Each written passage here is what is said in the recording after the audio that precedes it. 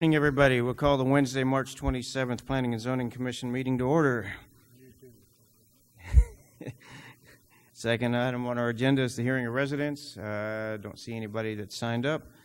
Next item is our consent agenda. Item 3A, minutes for the March 13th, 2019 regular meeting. 3B, PC 2019-009, consider and act upon a request for approval of the final plat of Ryan Valley Subdivision Unit 2, an approximately 16-acre tract consisting of 70 single-family residential lots generally located on Lower Seguin Road, 3,000 feet east of the intersection of Lower Seguin Road and FM 1518.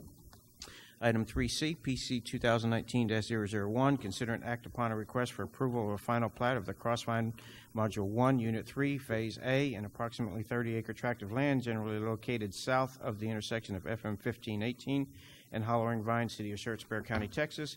And item 3D, PC 2019-002, consider and act upon a request for approval of a final plat of the Crossvine Module 1, Unit 3, Phase B, an approximately 15-acre tract of land generally located south of the intersection of FM 1518 and Hollowing Vine, City of Schertz, County, Texas. Commissioners, is there anything we need to pull off for individual consideration?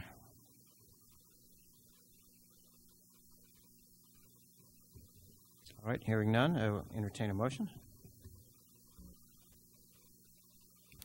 Mr. Chairman, make a motion we approve all three items on a or 4 items on the consent agenda. All right, I have a motion for approval by Commissioner Greenwald. Do I have a second? I'll second. Second by Commissioner Ray. Comments, questions? All right, hearing none, call for a vote. Aye. Aye. Aye. Aye. Aye. Aye. Motion carries. All right, next item on the agenda, workshop discussion and public hearing on short-term rentals and pit pads. Mr. Cox.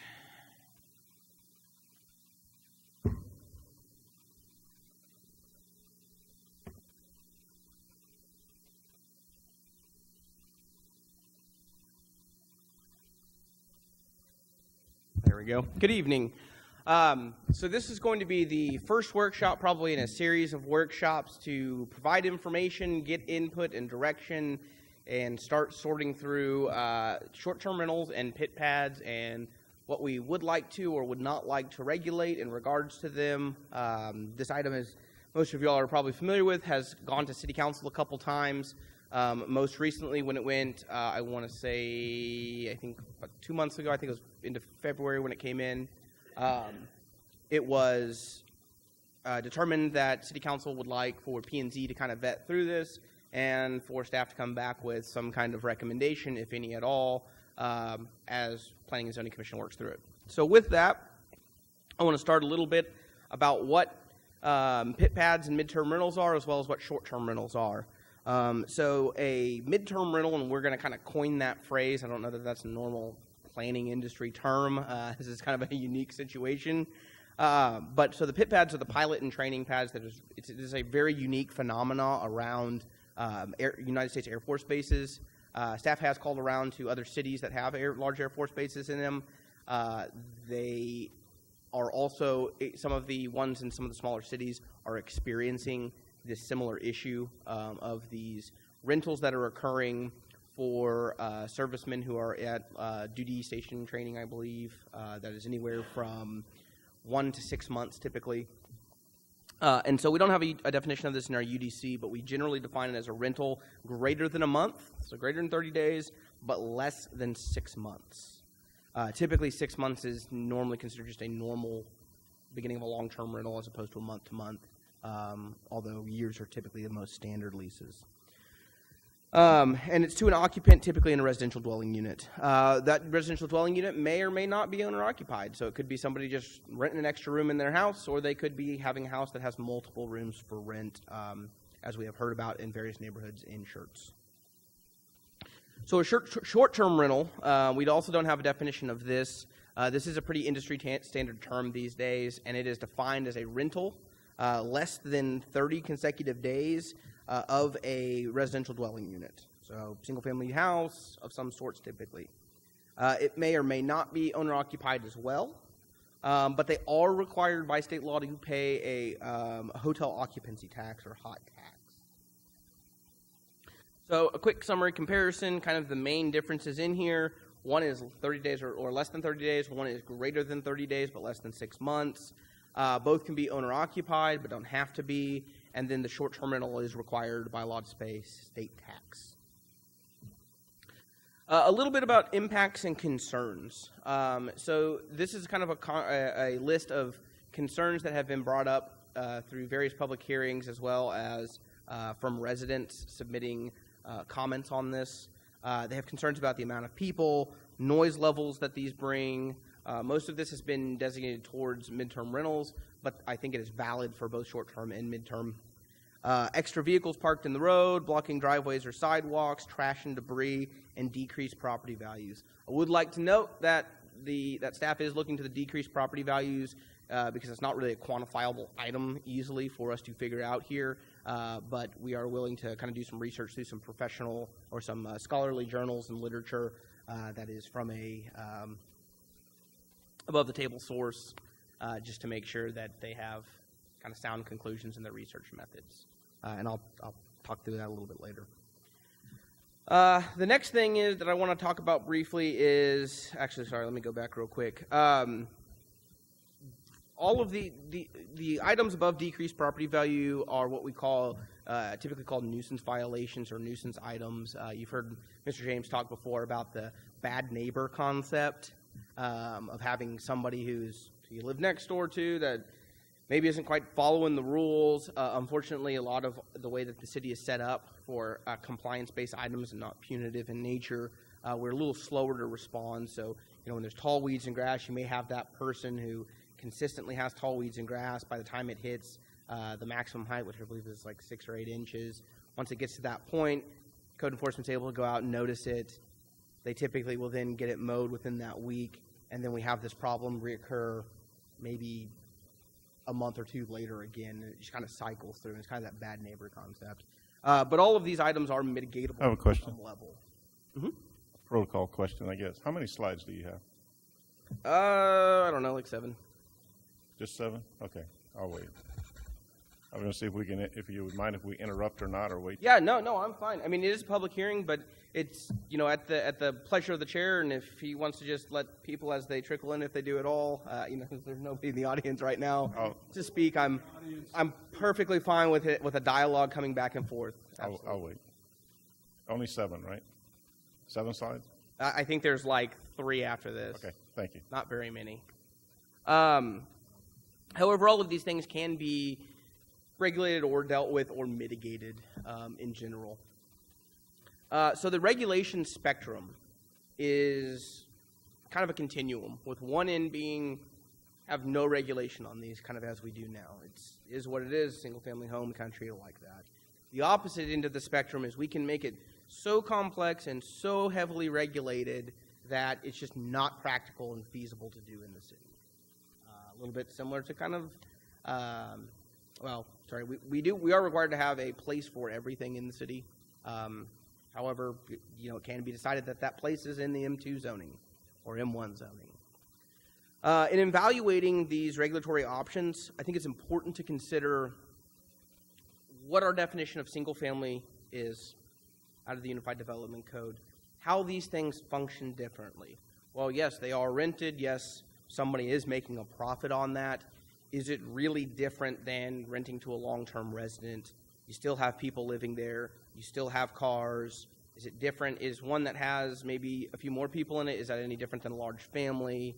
How are these impacts, and how do we quantify them, and how do we quantify what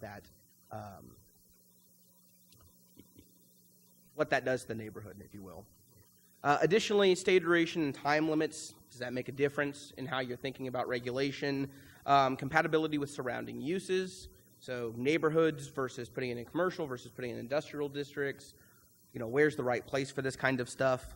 Additionally, comparing it to similar uses, so maybe more like a bed and breakfast, that's a smaller use. I don't know that a hotel motel, I think that's a much grander scale than these things are, and I think that just exists on a different level.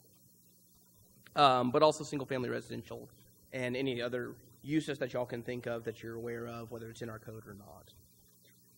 And so here's a little bit of a menu of options, and what I'm looking for out of this, and kind of start the discussion a little bit here, is direction from the commission on where in this spectrum you're kind of feeling like leaning towards. And so I can follow up in future presentations and really target that area because it's kind of a blank slate. There's a ton of options. There's a ton of things that different people do to try to regulate this. I think each one is very unique and tailored to the specific situation of that community. So just to go through a couple, we don't have to have any regulation. We can propose no regulation. We could increase code requirements to intend it to exist on a very small scale, but prevent the large egregious examples. So we don't have people building 10-bedroom homes to rent out as short-term rentals, or kind of building these party houses or things like that. The best that we can quantify that on a larger scale. We could impose rental property registrations. We could impose rental property inspections. We can require this to only be allowed, all of these to only be allowed in commercial zoning. Keep in mind in that case, though, that we don't allow single-family dwellings in commercial zoning. We also have different architectural requirements. We could allow it in just industrial zoning. These are just a couple options. There's way more than what's up here, but just to kind of give you a feel for the beginning and end of both ends of that spectrum. So a couple other things to think about as we talk tonight is what makes short-term rentals and mid-term rentals popular options? Why does this even exist? Why are people doing it? Why is it popular? What spawns that? Additionally, what are some of the effects of over-regulation or under-regulation? What are the outcomes of that? So one thing I will say, just on a note on that first one, is for the most part, these things exist, and when they become very problematic, it's often in areas with very high tourism. So they're kind of traditionally used for vacation rentals. So cities that receive a lot of tourism, Louisiana, Los Angeles, some of the larger metroplex areas, I even think certain areas of San Antonio, probably do suffer from an overabundance and density of these kinds of units that would adversely affect a neighborhood. If you're looking at a city block and half of the houses on the city block are short-term rentals, yeah, you may have a hard time. I'm sure that coastal cities in Texas probably struggle with this a lot more also. South Padre Island, I'm sure they suffer from it. There's some really great planning articles as well of some of these smaller cities that are become very popular tourist destinations, having kind of sideways property values because of the money that can be invested into short-term rentals. But I will say that aside from maybe Fiesta in San Antonio, I don't know that there's a ton of tourism traffic that could be pulled in for short-term rentals to Schertz. The pit pads, mid-term rentals, maybe a little bit different story. So with that, I'm happy to entertain any questions. All right, first thing, we'll open the public hearing at 6:13. Anyone wishing to make comments, please make your way to the podium. State your name and address for the record. All right, we'll go ahead and leave the public hearing open in case somebody comes in. All right, commissioners. Thanks, Bryce. What generated the concern over this? You said it came up on previous council agendas and so. Sure. So the most prevalent issue on this is there have been a handful of cases of pit pads that have been reported on code violation complaints to the city. I think the most prevalent case is a case that is occurring in the Crossvine neighborhood that is in the middle of the Crossvine residential zone. Crossvine neighborhood, I think it's in M1, U1. What kind of violations? They're running into, and I'll go back to that page, the complaints that we've received on a lot of those are trash and debris, extra cars, just amount of people. I think there was over-irrigation of the lawn at one point and then neglect of the lawn at one point, kind of what you would get with a kind of traditional rental property, Kind of that funny one of, unfortunately, we can't control our neighbors. Where I live in New Braunfels, I've got renters on some sides. I've got homeowners on some sides. The guy lives next to me, built his house in the 70s there. He's got all the history, tells me about how things evolve. I'm probably the black sheep on the neighborhood who I've got huge ant piles in my yard. I'm not the best at getting the leaves raked up in a timely manner. But we can't always control our neighbors, right? We can control our property. We can control what our property looks like. If we live in an HOA, I mean, We can kind of control our neighbors. there's some big houses over in Crossvine, and if I buy a 5-bedroom home and I fill up all 5 bedrooms, and everybody's a teenager, I can have 5 vehicles in the yard, maybe 6. I can have a lot of trash and debris. I can have a lot of loud noise with a pool in the back. I mean, a lot of these are complaints that you would get from normal, everyday residents. But I understand. For a regular, let's say there's a house in my neighborhood. 3 houses down from me is a rental house. It's been a rental house for 15 years. Does that decrease the value? If I went to Guadalupe County and I said, show me the value on this house, it's been a rental for 15 years, is the value up or down from if it was a normal family living in the house? I wouldn't be able to tell you. I don't know the information on that. Because we have rental houses in the city. Everybody's neighborhood has a house that's rented. It just may be for 12 months as opposed to 6, and 1 family as opposed to 4. So it's still a rental property. The cursory research that I've done to some scholarly journals and things, and like I said, I'm not quite ready to bring it all to you because I'm sure I'm going to bring it with citations so everybody can look at it and fact check as needed. But the general trend of what I have been reading about is when short-term rentals, and again, none of this can be geared towards midterm rentals, but when short-term rentals exist in great density and abundance all in one location, especially if they have that kind of party house mentality, those can have a negative effect on the neighborhood. However, when they exist in moderate amounts and kind of aren't associated with that, I think, which is probably a lot more of what we're going to see in Schertz, to be honest. I don't know, a lot of people are like, man, I'm going to plan my bachelor party and go to Schertz. We're renting this awesome house. You know, Do we have? we're going to sneak into Crescent Bend Nature Park. Hey, we got the Evo now. So one of the things that what I've read in this is when it is in that lesser amount, it actually brings property values up. And the justification that's been given on that, or the hypothesis, is because someone is investing in a property that is now income producing, it kind of opens up that market for more investment of the similar nature, and thus it kind of, because those houses are bought and sold, it brings the value up. Is there a concentration in Crossvine? There's 1 home that we're aware of, maybe 2. I think the impression we have is kind of down closer to the base is maybe where we have a couple. Maybe there's one over in Willow Grove as well, but it's not more than a couple few, so it's not like half the neighborhood's eaten up with it. But I think it makes sense if you're going to, hey, let me do this pit pad kind of thing, real easy access to the base kind of makes sense. But we haven't seen the whole neighborhood taken over with it. I wonder if this is more an HOA issue where the house is managed by a property management company and they're not responding, which a lot of them don't. But I don't see where we should start getting involved in that business. I would think my comments have been neither pro nor against. I'm open to hear what's going on. It's the first I've heard about it, actually. And you mentioned before about going to other cities that are having similar issues. Mm-hmm. Maybe a little, maybe some more information as far as that goes. Do they regulate it? Why do they regulate it? Is it a lot of trouble? I mean, we can't inspect things we have to inspect. Now we're going to start doing this. So, maybe a little bit more information, but I kind of think too. It's kind of an HOA.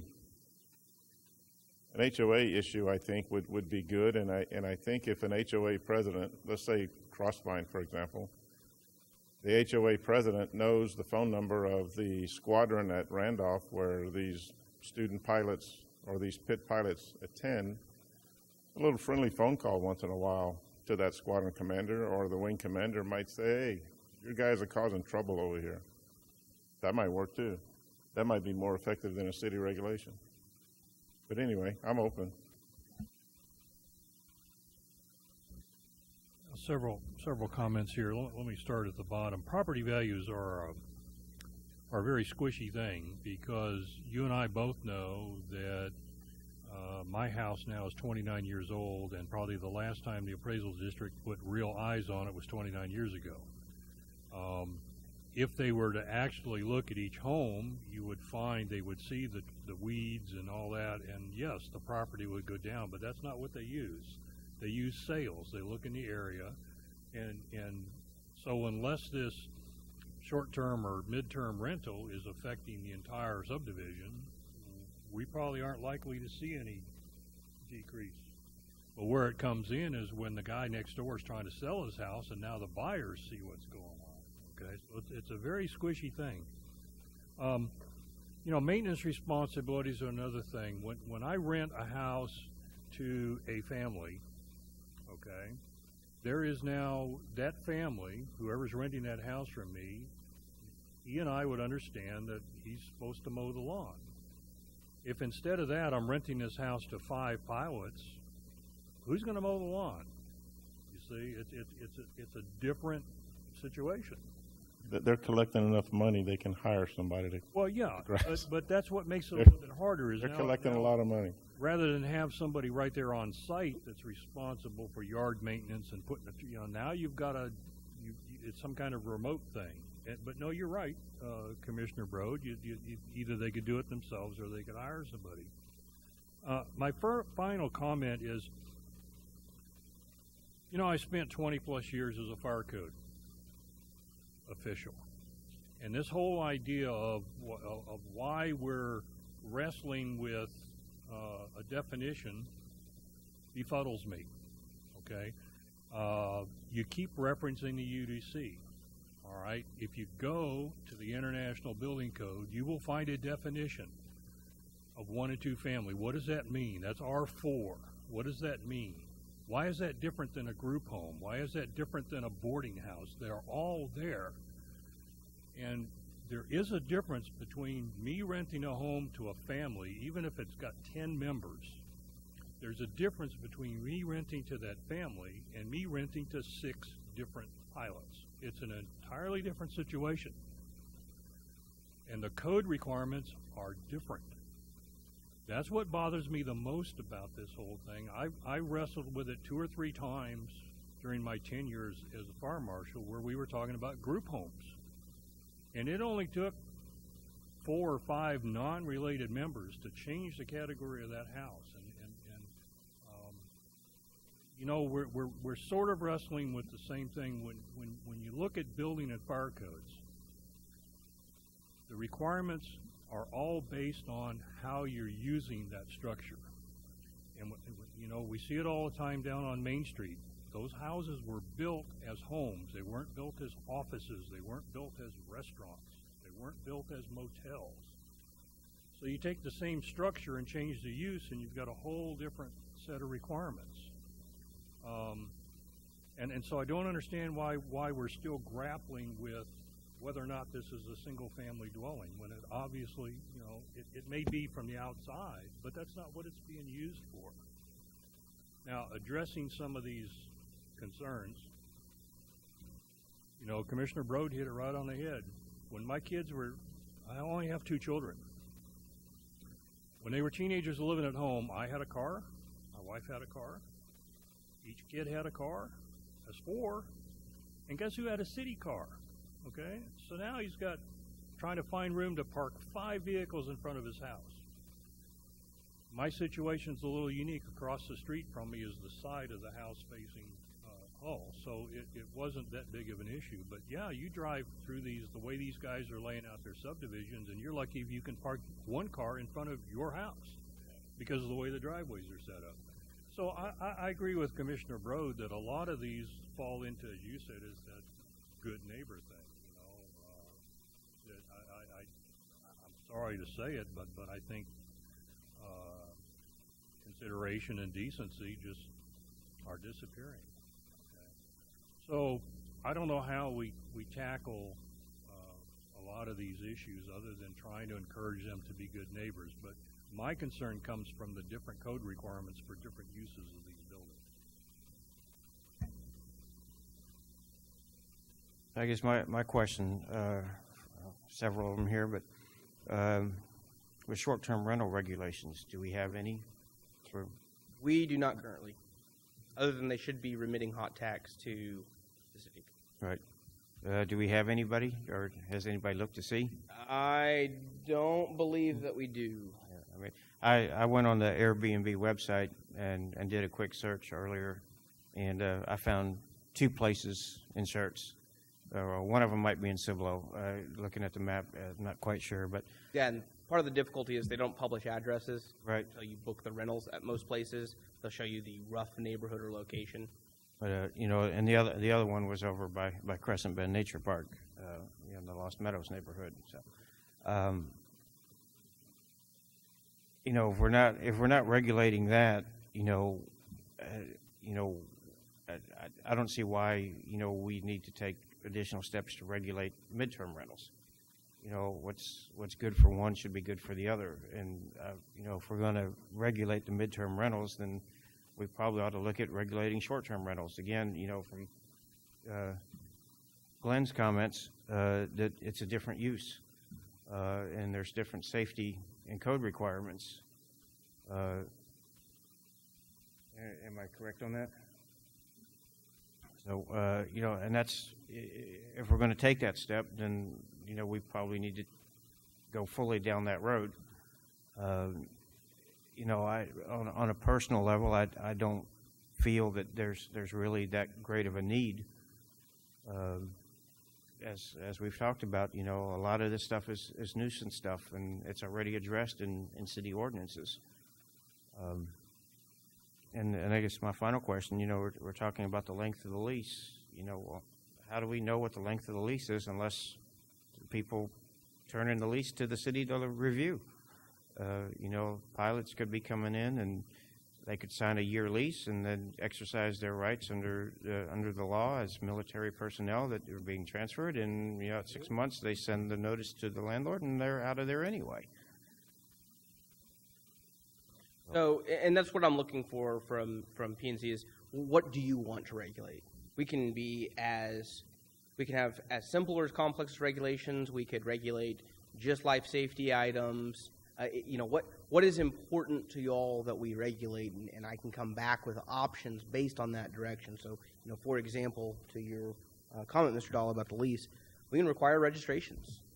Now, there's cost to certain things, sure, but we can evaluate that as part of this discussion on what that actually means and bring those folks in as well who'd be responsible for that kind of enforcement.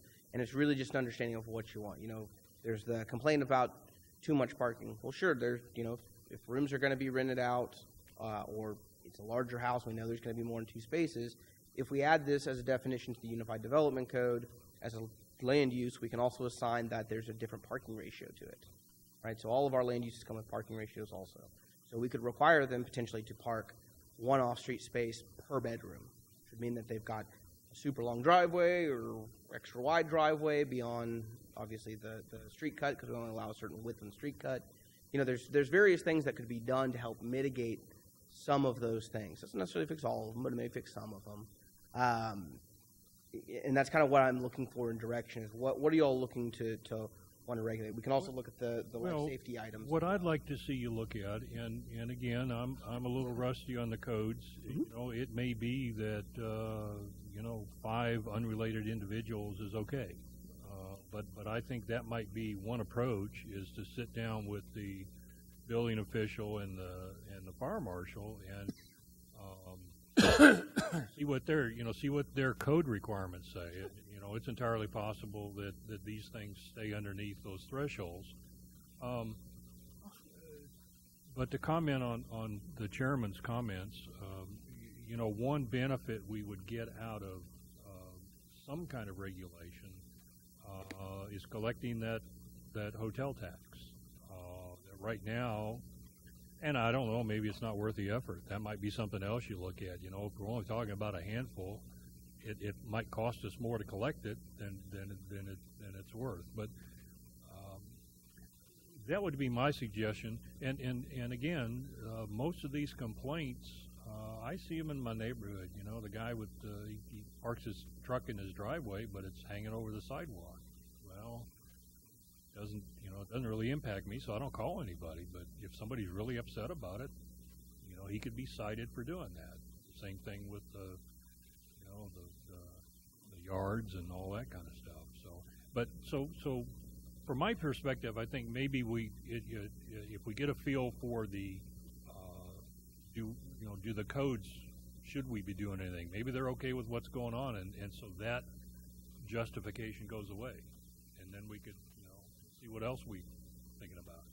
Maybe let me offer this up. I think sometimes sitting and listening, you kind of have a thought, and I think your point is well taken. So whenever anybody wants to build a building or utilize a building or do whatever, there's these series of sort of codes or regulations that come into play. And while at times we think they all align, they don't quite. Right. So the way our zoning code, when we talk about uses, isn't what takes precedent in the building and code and fire code. The building and code and fire code talks about occupancy type based on how the structure is being used, and that's different than a use question. And so I think one of the things with short-term rentals and midterm rentals or pit pads is, you're right. So we have this issue in terms of the building official and the fire marshal, when they become aware of, hey, something's going on in a structure, they then go out, regardless of what Bryce kind of says, and say, hey, per our code, not Bryce's UDC, but per the building code and fire code, this is what applies, and this is what you need to do. And so you're right, it could be that the code, and we can come back with that summary next time, that the code says, look, if you've got in their building code or fire code more than this many unrelated people, you're categorized as this type of occupancy, and you have to do these things to the structure. And that we should do regardless of what we do from a regulation standpoint. And I don't know if and I apologize for coming in late, I don't know if Bryce kind of referenced, and if we didn't, we can give you maybe some of the meetings where we've had citizens come up to council and talk about it, and you can watch those videos, and some of you have been there and seen it and heard it. What I would say, and Bryce can agree or disagree, is that I don't get those folks are really concerned about, hey, they need to do this per the building code or fire code. They want us to regulate these uses out per the zoning code. And so we can come back next meeting, and that was the point of this, with, hey, here's what the building code says, here's what the fire code says about that occupancy. This is stuff we need to do regardless. What I would say is that if you watch those, and we can send out links to those meetings if you haven't, to let you kind of click through and hear what residents say, they don't want those uses there, and in my mind I'll summarize for a couple reasons.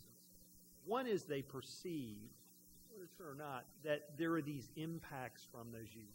There are more cars than there might be if it's resident. In some cases they're not. They don't take care of the lawn quite as well as if they would otherwise. Well, they may take it better given some of our neighbors who live in houses who don't take care of yards. There may be some noise complaints. Well, we get noise complaints from resident occupied. So they may or may not be worse. But then the other part of it, it's this, that shouldn't be in my neighborhood. It just shouldn't be occurring fundamentally. It's, yeah, they're those, but it's just, this is for single-family homes, and a family should live there as I define a family, and they need to live there for at least a year at a time or whatever the case may be. And so maybe think about that as we go forward. So we'll come back next time with, here's kind of building fire code so you understand. And then I'd encourage you, we can send the links, to watch those videos and hear what the residents are complaining about. And I think some of the discussion is good. To what degree are these the same problems we get in every neighborhood with resident, owner-occupied? Part of it is, what are these sort of tangential things? Well, we're losing out on hot tax. Well, how much does it cost us to regulate GIT? Part of it is, how much do we want the city involved in people's business? Hey, if somebody bought a house and they move somewhere and they want to lease it out, hey, more power to them. Great, they have the entrepreneurial spirit. If they let the grass grow, let them come out. Or not. We can take those different. And I think that maybe is a way to kind of think through what we want to do. And I think the other part of it is, and I think we heard some of this, is this pragmatic approach. So certainly if we were in, pick your great vacation destination town you would love to go to, wherever that might be, and you can think of some along the Texas coast that are luckily not that come to mind. But you get onto Rockport or whatever, they may have this huge problem with it. The other thing you may look at and go, how much is it really? And I think this is the irony of the discussion council had last night about UDC changes. It's how much do we want to regulate stuff? Because kind of, God forbid, we have a little problem here, but then we're hanging up all these other folks. And so is it one of those things that because of one bad apple, we feel the need to sort of upset the whole thing? And that's not to tell you what you should do one way or the other. That's just maybe a way to think about it. And I will tell you this, from a staff perspective, this is sort of where we're coming back going, let us give you the facts, let us give you the information. But ultimately, this is a policy decision of how does our community want to approach it, how does council want to approach it, and that's where you guys come in. This is what we think the community's doing. Well, you're absolutely right. You know, I've been in a couple of those meetings where those people have talked, and you're right. They want them gone. Yeah. You know, that's and so part of what I'm hunting for. You know, I used to say as a code official, if it's not in the book, you can't enforce it. You can't make stuff up, okay, and enforce it, although people try. So as much as these residents would like us to regulate or maybe even throw these businesses out, we've got to have a legitimate reason to do it. And so, you know, that was part of my suggestion on, well, how about do we really have an issue? And if not, well, now we're still kind of out in the wind. And so, yeah, good comment. I think that's Brian. exactly I mean, it. that's So exactly, you're exactly right. Yeah. We can come back with this information and see what we want to do. I mean, likely what I would expect this committee to say is, look, life safety is key. So obviously we want to make sure building code, fire code from the building official, fire marshal is being enforced. Because obviously now the only way we know about these places is when somebody complains about it. The difference being, you know, as a fire inspector, you know, I drive around and there, you can see the business. He's got a sign on his door, okay? But as I drive through Crossvine, I can't tell who's a pit pad and who's a, and so that's, but anyway, that's just, I thought as a way to look and see. You know. And again, a solution to that may be we could say, look, we want to require registration so that we can check that. Or it could be we kind of go, look, let's put this information out so folks are aware of it. The companies that we find out about, we can periodically send them the information. And then when residents call complaining, we can then go, let us go out and talk to them. While we don't regulate that as a use per the UDC, we'll go out and touch base with them and ensure they meet the building code and fire code and do it on a kind of a bit of a complaint-driven basis. Well, you want to look at it from building code, fire code, because I'm going to say bed and breakfast. There are specific rules within that fire code to bed and breakfasts and the size or the number of people. Now you start dealing with things like cooking areas, okay? And so while we as P&Z may not have much regulation, that thing over there has got a lot of it, because you can't even take the old hospital down here, as nice as it would be, a bed and breakfast, and turn it into a bed and breakfast. Yeah. Its kitchen won't pass muster. Yeah, we agree with you entirely. I mean, I think it's taken for granted, and that's something that probably comes is make sure we're actively enforcing building and fire code with regard to this. A few things here. I can see why somebody would go after a short-term rental or Airbnb kind of stuff, because those people would normally have gone to a hotel. So the hotel is missing business and the city's missing a tax. Okay, so I can see going after that. I don't think, I've been out of the service for a while, but when I went to train, I went to Pitt. The Air Force was not going to pay a 6-month hotel bill for me. So if we go after these pit pads and these other midterm rentals because we're losing out on a hotel motel tax, I don't think they would be staying in a hotel anyway. So we're not going to lose out on the hotel motel tax. And they're exempt either way, I believe, as I understand it, if you're in the North. Yeah, and I think that's how some of this started back in San Antonio, because the hotels were upset and the city was upset. They were losing revenue. Understand all that. I don't think it would apply in a midterm, like a 6-month rental for PIT. They're not going to pay for a hotel. When I went, I had to stay on base. Things have changed. You can't hardly stay on base anymore. So this changed. My question is, what would the city, besides the codes are good, we need to check the codes, but other than code compliance, what would the city be going after? Are we going after revenue? Are we going after safety? Are we going after somebody complained and we want to shut them up? or Well, I think this is where council said, go talk to P&Z about it, because I think that's what they're looking to you to tell them. What an obvious one is, we're going after safety, and I've heard that, building fire code. I think their kind of question to you is, yeah, how big a deal is this revenue thing really, in light of what we would have to do in regulating hurdles and all our other stuff we're trying to do? Is it really that big of an issue we need to go after, and we got to save the world from everything that's out there? And then the other is that policy question. You know, are we okay having short-term rentals and pit pads at the level we have now? And I will say, the answer we get now, as we work through this, may not be the same answer 2 years from now. Something may change with how the military does it. We may get some great big tourist attraction, and we got a bunch of, but you know, we can always come back at it and change it. But I think that's what council's looking for you to tell them are, hey, here are the issues we think about. Life safety, what do we do in terms of lost revenue? How does it really affect the neighborhood? You know, another one, and we talked about this with TSAC with the bike lane and parking, it is if we regulated this so hard, we regulate them out, well, that creates a problem somewhere else because the military, you don't stay on base anymore, and so now what happens? I mean, well, we mentioned a bed and breakfast. I think of a bed and breakfast as somebody's living in the place I'm living in, and I wake up early before they do, and I come down to cook breakfast. I don't think that's happening in a pit pad. So I don't know if the bed and breakfast would apply. Maybe something else applies. I don't know. I haven't read code or UDCs on that kind of stuff. But the other thing is, where'd it go here? San Antonio went through this a few years ago. I mean, are their regulations too complex for us, or can we just take theirs and start from there, or what are they doing? so here's what we can do as a second. We can come back with you and give you the regulations from a couple different cities, San Antonio and Braunfels. And we can let you read them, and you guys can kind of tell us, and we can give you some discussion.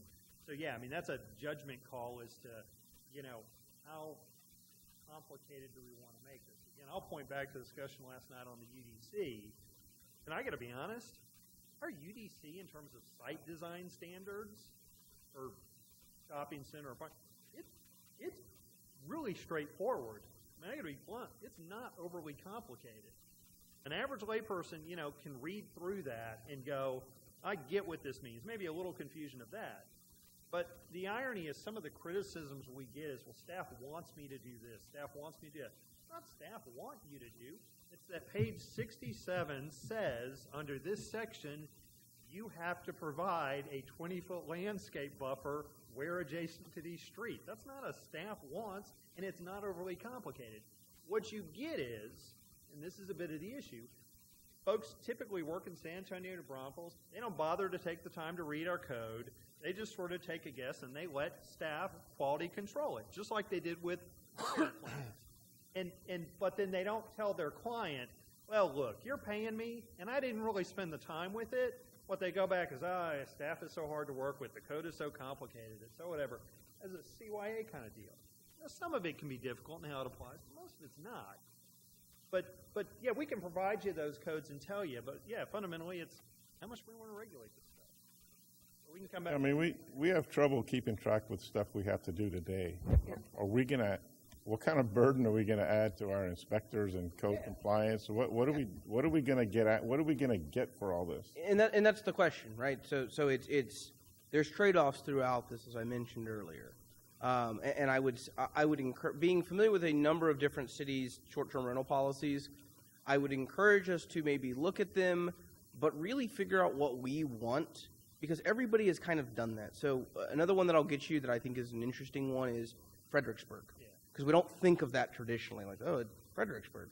Oh, they have a short-term rental problem. They actually have this really bad, but they've embraced it in a really interesting way. So, you know, just kind of as a quick item, they allow a accessory dwelling unit, so basically like a second home on a lot, so long as you're owner-occupied in the first one.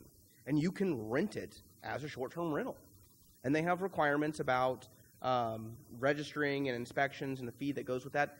But they have a lot. Like, they have multiple businesses that just manage the short-term rentals because it has such that tourist destination now. And it wasn't always that way. It wasn't that issue 10, 15 years ago, but they've really kind of embraced a lot of that tourism and created that item.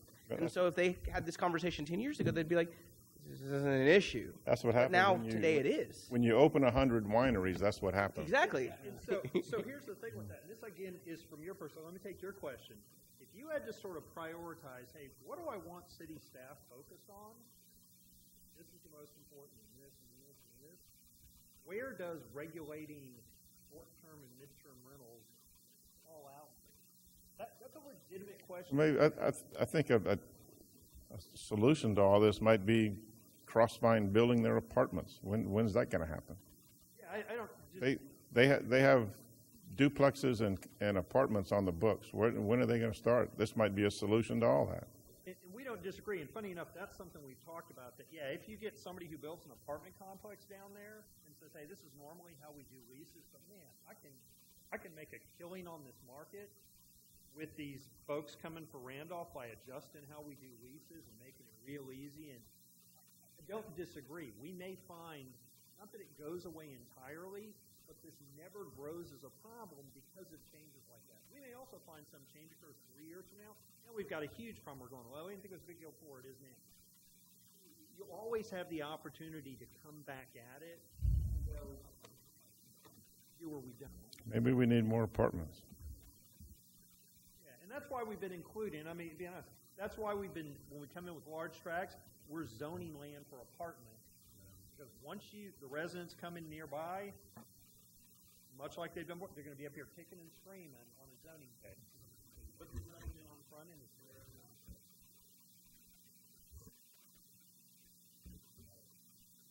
I was listening to Commissioner Broad talk about the short-term stays, and I'm thinking back to the summer of 1989 when my wife and I, 2 kids, a dog and 2 cats, showed up expecting to move into our new home that we had started the purchase on in April, and instead spent 6 weeks in a single-room hotel, okay, with 4 people, 2 cats, and a dog for 6 weeks. I would have killed for a short-term rental. I had 10 weeks in an efficiency with 4 people at Eielson in the middle of winter. So Beat you.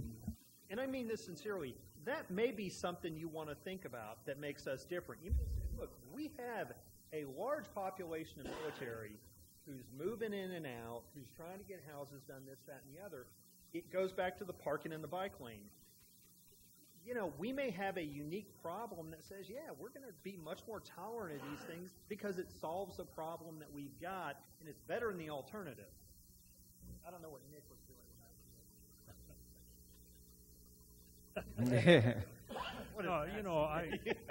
I think Brian, that there's probably a need out there for this kind of thing. Whether we should regulate it or not, we're looking at. But the real issue just seems to be the complaints from the neighbors, and if we can figure out some way to get a handle on those. So maybe what let's do is we'll come back next time. We'll shoot you guys out the building and fire code with a summary from Jill and Tommy to kind of let you know how it applies here.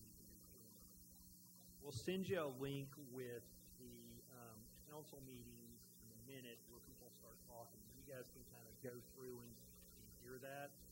We'll send you 2 or 3, not to overwhelm you, of the different kind of range of the things, maybe a little summary at the front half a page, what it sort of does.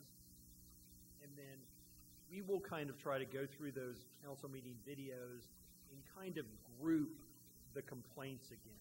So we'll have one of, it just shouldn't be in a residential neighborhood. The second is too many cars. The second is, and give you that as a summary so you can kind of see what they're saying the impacts are with that, and then we can come back and talk about it. You guys are good with that. It sounds reasonable, and I guess just to... One of the other things I would ask is, we've got other pilot training bases in Texas, Laughlin, a number of them. Have we tapped into their cities and see what they're doing? Do they have a similar problem? Well, this is PAT. It's only 6 months or so. Pilot training is understand, 52 weeks or something like that. So I have, and I will look to y'all to help me out with this. There's a smaller city in Oklahoma that has a really big Air Force base that I always get the name wrong. Altus, thank you. How do you forget that? So, so I have spoke with the Altus Development Department.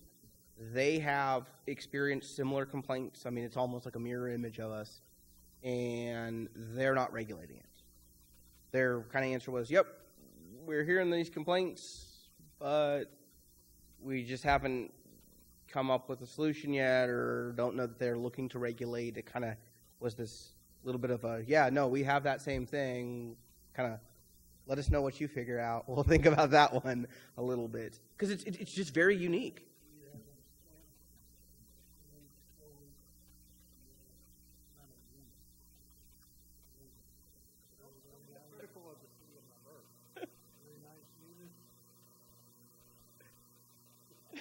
That's where my dad was stationed when I was born. Wow. All right. I guess just a quick summary. That certainly we'll entertain all the information that you want to share with us, but I think the general feeling, and everybody kind of nod your head or not, is that we're not really inclined to take a whole lot of drastic action at this point. And so with that, we'll close the public hearing at 6:52.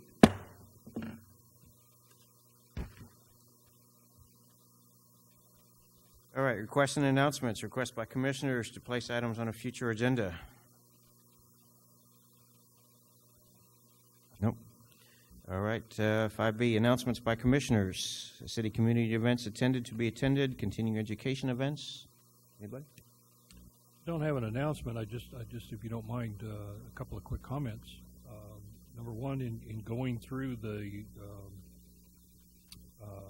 consent agenda items, that it appears the memo format has changed a little bit. I like it. And what I had to go back and did I really see that was where you guys addressed the 2 points of access. Okay, so great work. I really enjoyed that. And the other kudo is for all this stuff you're talking about sending to us. Thank you for the iPad, because that Dropbox thing works. It works like a charm. Thank you. Just had to get you updated, Mr. Greenwald.